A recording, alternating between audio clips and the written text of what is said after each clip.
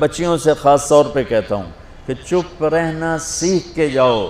میں درد سے کہہ رہا ہوں، میرے ملک میں سسرال ظالم ہے، سخت ہے، بد اخلاق ہے.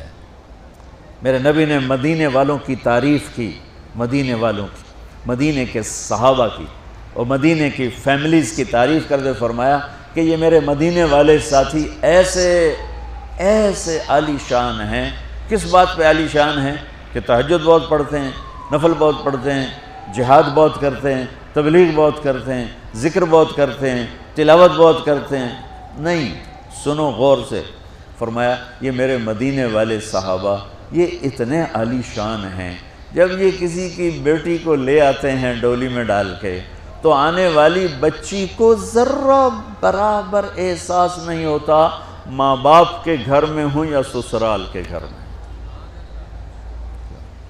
اور میں بچوں درد سے کہہ رہا ہوں، میرے دیس کا سسرال بہت سنگ دل ہے، بہت سخت ہے، شریعت کا پتہ نہیں ہے. یہ ہمارا جوائنٹ فیملی سسٹم بہت بڑی نعمت تھا، جب ایک دوسرے کا تعاون تھا، محبت تھی اور ایک دوسرے کو آگے بڑھاتے تھے. اب یہ مصیبت بن گیا ہے کہ اخلاق اچھے نہیں ہیں، زبان کا بول تیر کی طرح، چھری کی طرح، تلوار کی طرح کاٹ رہا ہے. اس لیے شریعت نے یہ اجازت دی ہے کہ شادی کے بعد اگر مجھے گنجائش ہے تو میں اپنی بیوی کو الگ رکھوں، تاکہ ہم 2 کا کلیش اور 10 کا کلیش، بڑا فرق. 2 کے کلیش کو حل کرنا آسان ہے اور 10 کے کلیش کو حل کرنا مشکل ہو جاتا ہے. اور خواہ مخواہ کے کلیشز جو زندگی برباد کر دیتے ہیں. جس بچی نے میری نسل کو پالنا پڑھانا اور بڑھانا ہے، اسی کو میں تانے دے کے جو اس کے پیٹ میں پرورش پا رہا ہے وہ تو پیدا ہوتے ہی نفسیاتی مریض ہوگا، چونکہ ماں پر جب ایسے پریشر پڑیں گے وہ پریشر بچے پر جائیں گے. میری نسل، آج کے ماں باپ جن کو ساس سسر کہتے ہیں، یہ خود اپنی اگلی نسل کے دشمن بنے بیٹھے ہیں کہ آنے والی بہو کو عزت دینے کی بجائے، محبت دینے کی بجائے، بیٹی بنانے کی بجائے وہ ایک ایسا رویہ اختیار کرتے ہیں چونکہ اخلاق کوئی نہیں ہے. وہ سڑ کڑ مرتی ہے نہ جیتی ہے.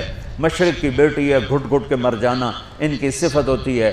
تو وہ جو پیٹ میں بچہ پروان چڑھ رہا ہوتا ہے وہ پیدائشی نفسیاتی مریض بن کے پیدا ہو رہا ہوتا ہے کہ ماں کی ساری ٹینشن وہ اس کے اندر جا رہی ہوتی.